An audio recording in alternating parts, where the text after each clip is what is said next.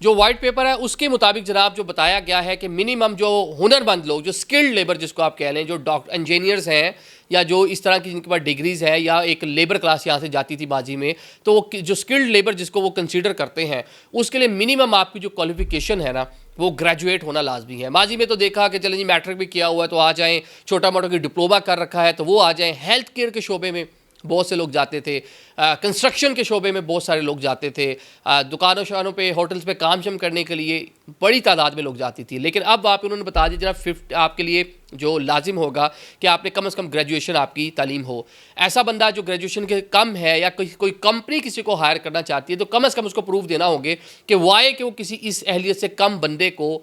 England बुलाना चाह रही है, नौकरी देना चाह रही है, और साथ में ये भी पाबंद बना रही है गवर्नमेंट कि अगर आपको इस तरह का कोई बंदा चाहिए तो आप उसको विद इन कंट्री तलाश करें, उसको तैयार करें अपने काम के लिए, आप बाहर से उसको इम्पोर्ट समहाउ ना करें। तो ये अब वहाँ पे एक बड़ी पॉलिसी में कहने की तब्दीली है।